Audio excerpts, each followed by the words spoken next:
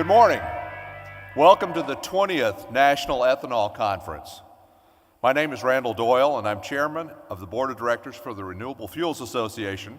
I also serve as CEO of Alcorn Clean Fuel, an ethanol production facility in Claremont, Minnesota, where each year we proudly produce 50 million gallons of ethanol. This year we've gathered here in the heart of oil country to celebrate the 20th annual National Ethanol Conference.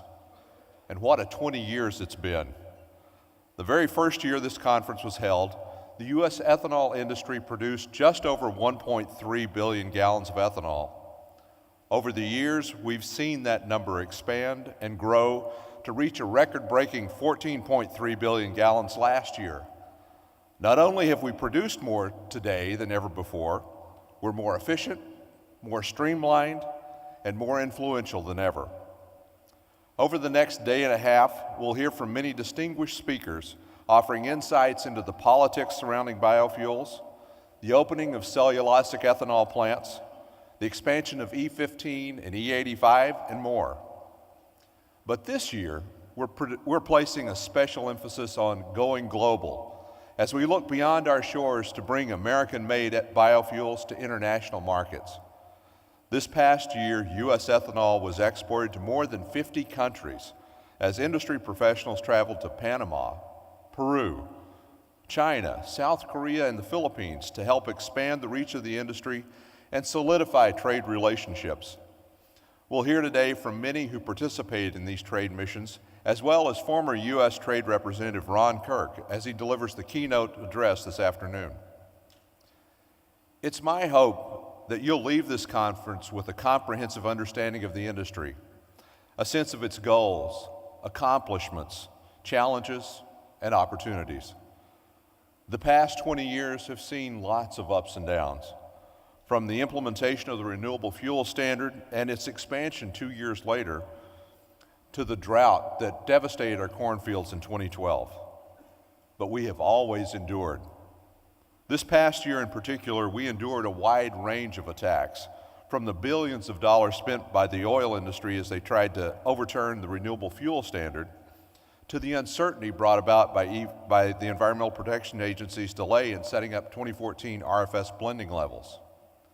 Not only have we endured these obstacles, we've thrived under the strong leadership of the Renewable Fuels Association, which has been there every step of the way for over 3 decades and will continue to lead the industry in technical expertise, market development, research, and safety training. Our unique structure gives every producer member a vote, allowing every voice to be heard. If you're currently a member, let me tell you, we will continue to commit to offer you unparalleled technical expertise and a powerful voice on Capitol Hill.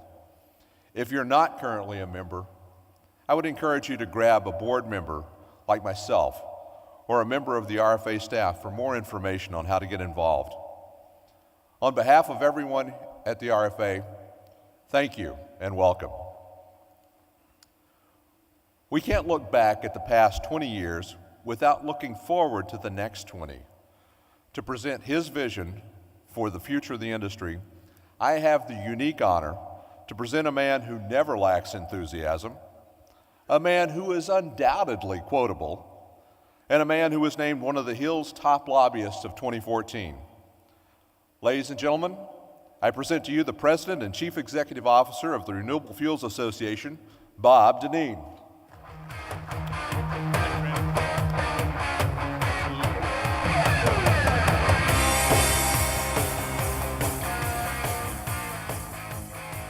Thank you, Randy. And thank each and every one of you for being here this morning. I trust that it is warmer here than it is wherever you are coming from.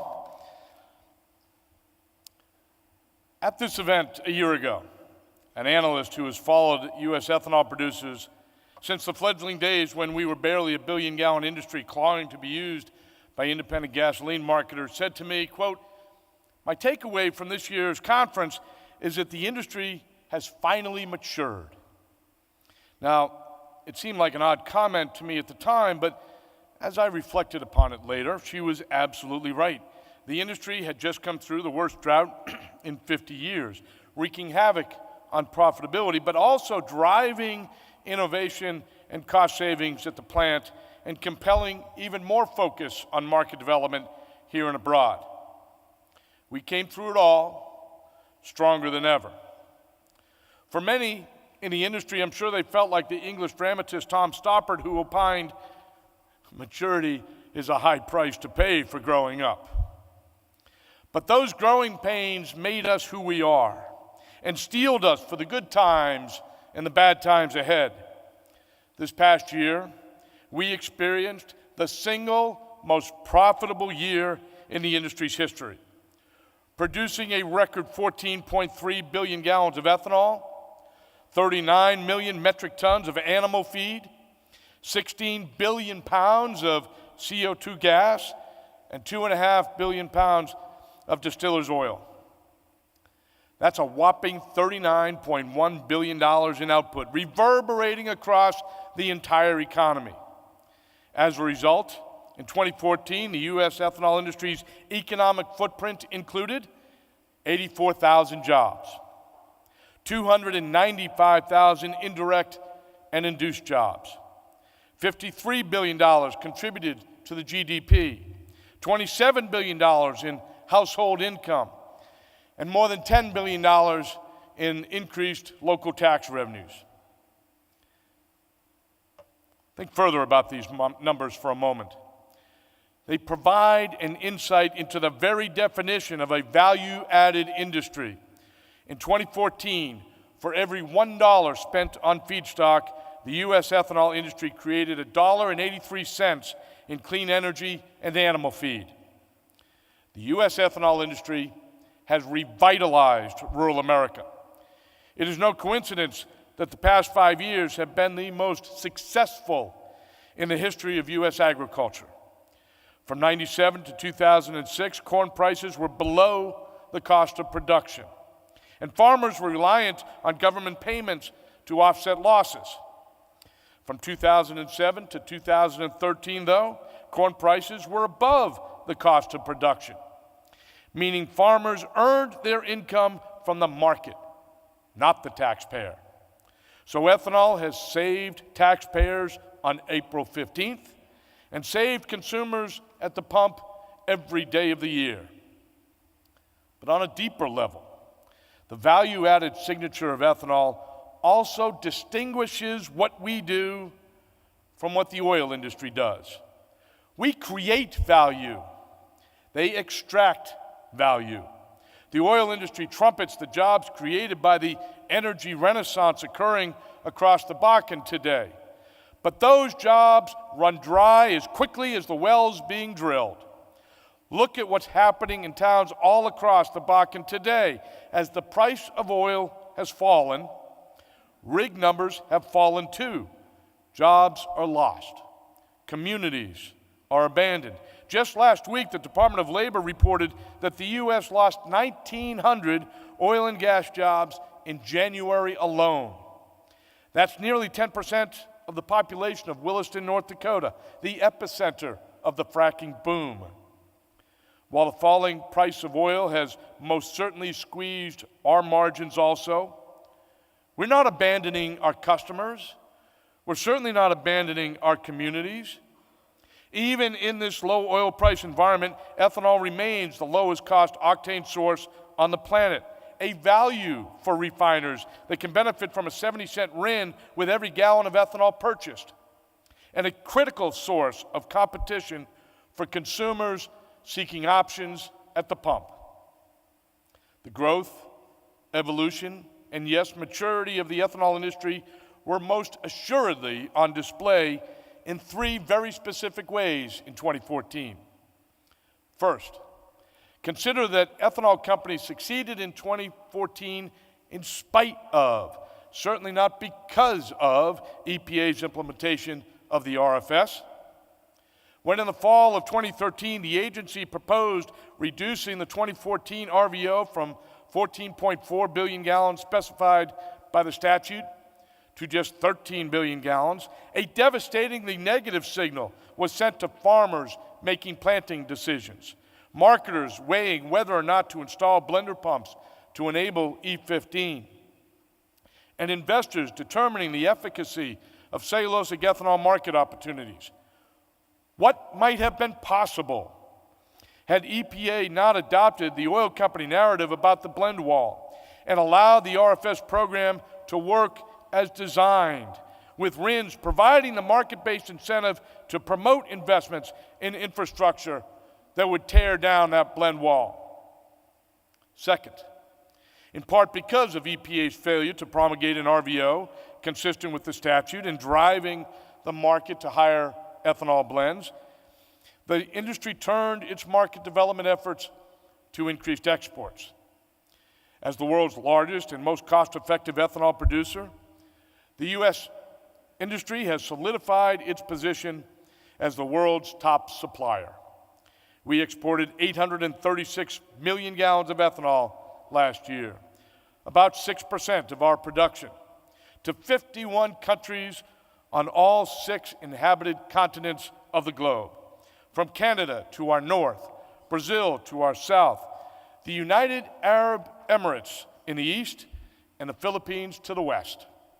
That level of exports represents $2.1 billion in sales, benefiting the U.S. balance of trade and the industry's profitability.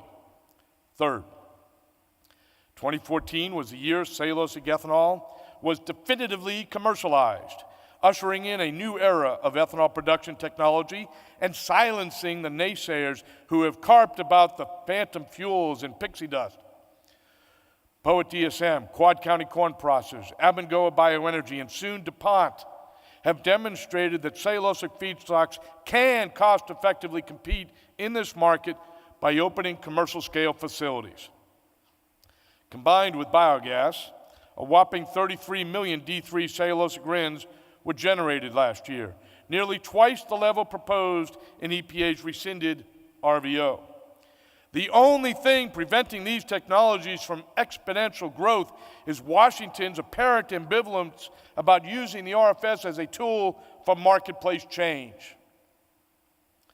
Thus, as I contemplate the state of the U.S. ethanol industry today, it is without hesitation or hyperbole that I conclude it is brimming with the confidence of an industry that has seen tough times and thrived, good times and prepared, and turbulent times and never wavered.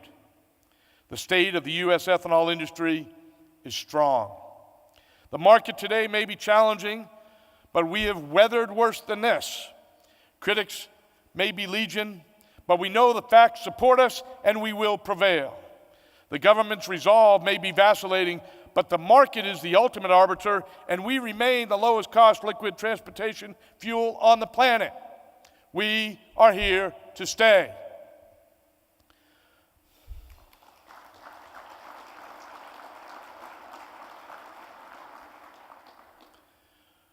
But we will not rest on our laurels. Obviously, to realize the vision for this industry we all share, there is much work yet to do. The RFA is committed to an aggressive 10-point agenda that will move the industry forward and assure continued growth and evolution. 1, we will work with EPA to put the RFS back on a trajectory that shatters the blend wall and motivates investment in new technologies as Congress intended when it passed the RFS with broad bipartisan support. I remain convinced the administration's stated support for ethanol generally and the RFS specifically is sincere. The task is not an easy one, and it has been made significantly more challenging by an oil industry that is intent upon undermining the program at every opportunity, refusing to make the investments in infrastructure to accommodate higher level blends, bullying their franchisees from offering E15, and spending lavishly from their taxpayer-padded coffers to manufacture angst, recreate legislative history, and propagate a narrative about America's energy future that ignores reality. EPA must allow the RIN system to work. Indeed, the RIN mechanism was just beginning to create cracks in the so-called blend wall when EPA plugged it up again If the administration continues to think it can micromanage the RIN market to avoid recalcitrant refiners having to pay for compliance, the program will never affect the investments necessary to move beyond 10% blends. The RFA has provided the agency with reams of data demonstrating no correlation between rising RIN prices and gasoline prices. In fact, the data shows it is more typical that retail gas prices fall when RIN prices rise. RINs are traded amongst obligated parties. There will be winners and losers amongst refiners, but the RIN market is essentially a zero-sum game, and the consumer is insulated. 2014 was a lost opportunity as far as the RFS is concerned. 2015 may well be the same, as the agency remains paralyzed, trapped between a statute driving marketplace change and an incumbent industry intent upon preserving the status quo. But if the agency is able to promulgate a rule for 2016, it will have an opportunity to send a signal that it will not be held hostage by an imaginary blend wall and get the renewable fuels renaissance moving again. As it is, every day the agency allows the RFS to drift in a sea of uncertainty is a day the agency is in violation of the law. It is not a trivial violation. It is jeopardizing the more than $30 billion the people in this room invested in response to a commitment posited by the government. It denies consumers access to higher octane, lower priced renewable fuels. And it robs America of its energy future, one founded upon low carbon, clean fuels that represent the best hope for reversing global climate change. The RFA, the people in this room, and ethanol advocates and farmers across the country will continue to lead the effort to restore the RFS to its intended purpose. The 300,000 comments you sent to EPA last year had an impact. To you, I say thank you, but we'll be calling again. To EPA, I offer our technical and legal counsel and our sincere commitment to work with you. Let's get this right.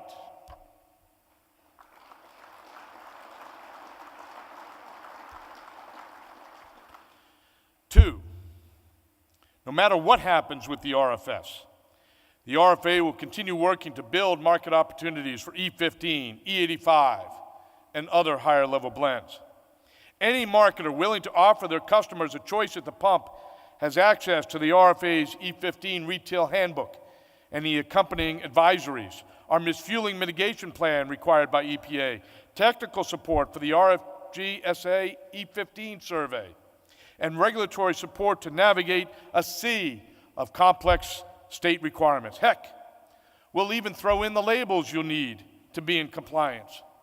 Through our efforts, E15 is now allowed in 29 states, with more coming every week. What we will not do is allow EPA to be demonized by a blizzard of misinformation. When a Wisconsin congressman bloviates that auto companies say E15 doesn't work, we'll tell him again that 70% of the cars produced today provide explicit warranty coverage for E15 in their owner's manuals. When AAA warns against E15 use because it will damage engines, we'll point out that through 100 million miles of E15 use in this country, there has not been a single reported case of engine trouble or misfueling. We'll also suggest to those interested that there are many other motor clubs out there providing the same services without the anti-ethanol dogma, including Better World, the Travelers Motor Club, and the Association of Motor Club Marketing. And we need to call out those auto companies that have yet to clearly approve E15 in their vehicles. Come on, Chrysler, what's wrong with your vehicles? We appreciate your past commitment to FFVs, but how is it that Ford, General Motors, Honda, Toyota, Volkswagen, Porsche, Jaguar, Land Rover, and Audi all say E15 is just fine for their new vehicles, but you won't. 3, the industry has come together to fund an aggressive program to prime the pump. That's a phenomenal effort that's helping major retail chains get on board with our industry's E15 vision. And Chicago may soon pass an ordinance providing for consumer choice there. But E15 will never realize its full potential until there is parity with regard to EPA volatility regulations for E10 and E15. To date, the agency has rejected our efforts to secure parity, thereby ensuring that E15 is at best a seasonal fuel, a huge disincentive for marketers to adopt E15 at their stations. I was involved in the regulatory effort to secure the RVP waiver for 10% ethanol from EPA in 1988. And I will not rest until either the same treatment is afforded E15 or the waiver is removed for E10. Unless and until E15 and E10 are treated the same, E15 will be at the whim of refiners unwilling to provide the specially tailored blend stock necessary for widespread distribution. 4, the RFA Board of Directors has prioritized the export market for particular focus. Without question, exports have offered the most immediate source of demand growth in recent years, and there is good reason to believe that demand can be expanded quickly. The 836 million gallons exported last year was great, but moving forward, we intend to regularly top the 1.2 billion gallons exported in 2011. Some have questioned whether that will be possible at a time of low global oil prices. But there are 61 countries across the globe with some kind of renewable fuel program. And as noted earlier, ethanol remains the lowest cost octane source on the planet. Markets will be there, but education and development is absolutely needed. The RFA is working closely with the U.S. Grains Council and Growth Energy in a cooperative ethanol export program.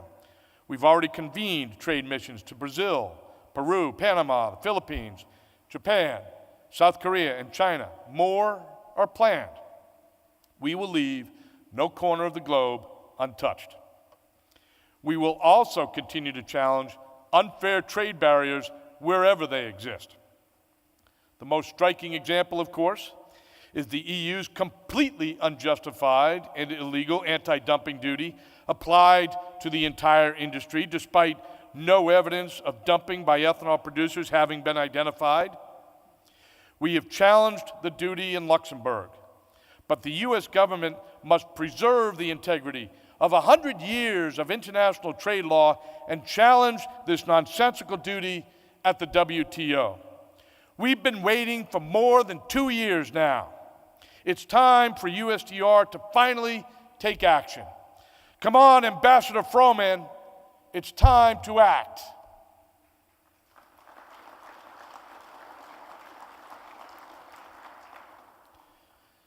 Five, the kryptonite to the power of cellulosic biofuels is inconsistent government policy.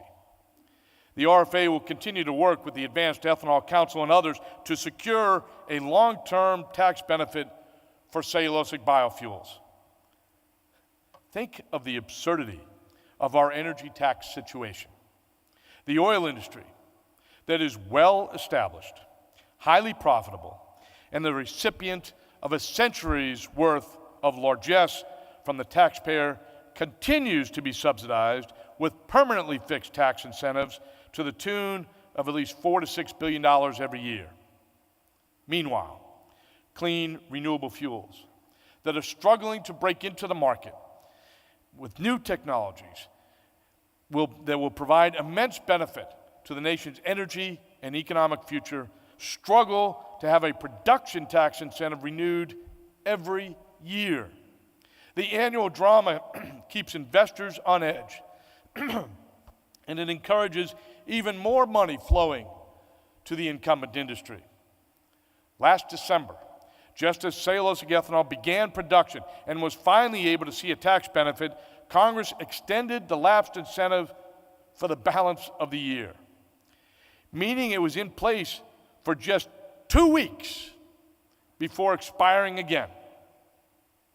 For all those members of Congress that talk about an all-of-the-above energy strategy but only fight for that which is below the ground, I implore you, get your act together and pass meaningful tax reform that finally ends 100 years of oil subsidies and gives renewable energy sources some chance to succeed.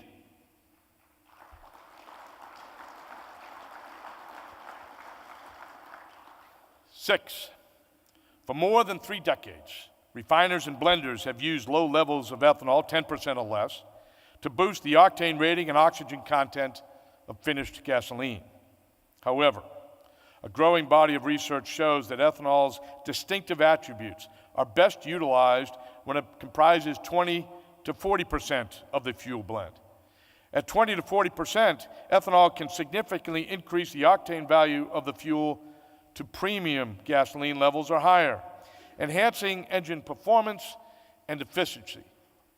Further, using more ethanol means using less hydrocarbon aromatics like benzene, toluene, and xylene, all carcinogens.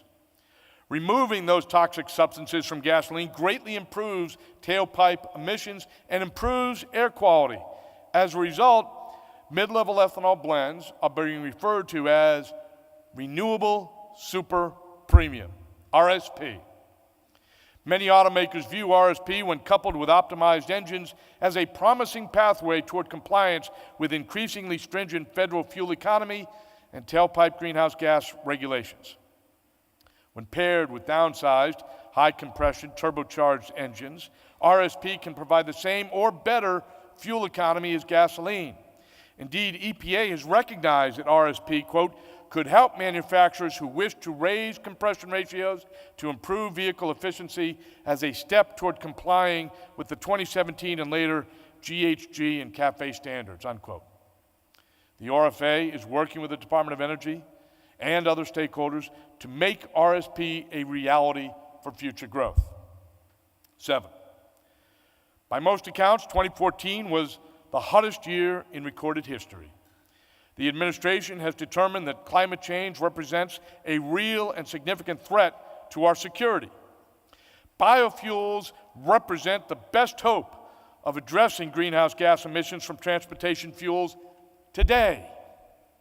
In addition to its primary role of bolstering energy security, the RFS also serves as a surrogate low-carbon fuel program. But few realize the meaningful greenhouse gas reductions that are occurring today or the improved reductions that will occur with cellulosic biofuels, because EPA has yet to correct its flawed modeling that is now 7 years old. Tim Searchinger's spurious and now debunked projections of indirect land use change have no place in a regulatory compliance mechanism. They never did. But we now have real-world data to prove it. Real-world data show conclusively that cropland in many regions has been reduced since the RFS began. Forest land in key regions has increased, and ethanol production from corn in the United States today is at least 34% better than gasoline. Farmers responded to the increased demand and higher prices by using existing cropland more efficiently, not by converting grassland and forest land to crops. To EPA, I implore you again, update your modeling. Not only does your 2008 analysis unfairly give biofuels a bad name, but it makes your agency look out of touch. Science completed since your original analysis proves you wrong. Use the best available science and recognize that while ethanol's carbon footprint is improving, gasoline's is getting worse with every well drilled for fracking and every tree sacrificed for tar sands. To those states contemplating low-carbon fuel programs, I say good for you, but get it right. and be fair to all fuel options.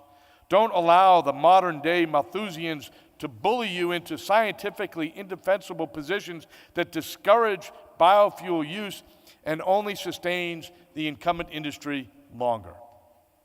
The RFA will support LCFS programs done right, but we will continue to aggressively fight those that demonize corn ethanol in misplaced allegiance to a fringe environmental movement that would sacrifice the very good in search of the perfect. 8, rail service issues continue to plague the industry, and the RFA is committed to working with the Surface Transportation Board and stakeholders until a snowdrift in South Dakota does not impair our ability to ship product to wherever it needs to go. To the railroads, I would say this: we understand the need to build new business, and we applaud the oil companies for recognizing the value of our virtual pipeline. But it is a poor business model to build at the expense of existing customers. And as soon as that real pipeline is completed, all that new business will abandon you. We will not. We also recognize the need to make improvements to the 111 tank car and have supported modifications that will have a meaningful impact. Ethanol is not the highly volatile and explosive petroleum product that has precipitated such concern. Compare the two recent incidents, Dubuque, Iowa, and Mount Carbon, West Virginia. One was a fire that was allowed to burn out and remediated quickly. The other was an explosive fireball with a thick black smoke that shut down drinking water supplies for the region and will impact the area for years. Ethanol is not Bakken crude. If even a modified 111 tank car is not appropriate for volatile crude oil, fine.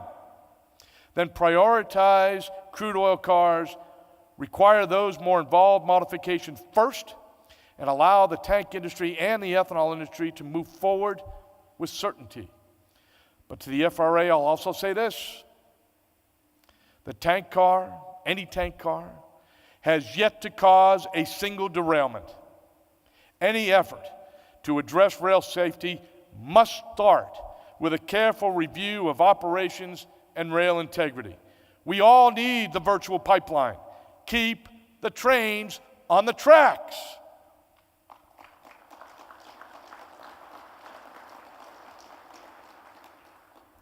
Nine, the RFA remains committed to safety at the plant, in transport, and at the pump. We will continue to provide training, webinars, and best practices to assure the U.S. ethanol industry remains the model of safety it has become and indeed continues to improve. Since 2006, ethanol shipments have reached their destination without a release caused by a train accident 99.994% of the time. That success reflects a history of steady improvement. Indeed, last year, there was not a single release. The RFA plans to continue its award-winning partnership with TransCare to educate operators about the safe shipment of ethanol. We're also showing improvement at the plant. The ethanol industry continues to improve the accident frequency rate at our production facilities with an enviable incident rate of just 2.3 in the latest data from the Bureau of Labor and Statistics.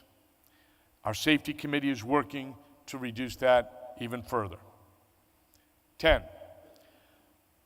none of this agenda happens without a sound technical foundation. The RFA is committed to continuing to do that work. I heard a well-meaning ethanol advocate recently opine that we're too faithful to the facts, that we need more passion to win politically. Some have suggested we adopt the fast and loose strategy embraced by our opponents. But that's not who we are. I agree we need to motivate the troops, but passion without facts is just empty rhetoric that will never succeed. So the RFA is doing that research, focused on expanding market opportunities, creating new opportunities, and addressing fuel quality, regulatory, and technical issues.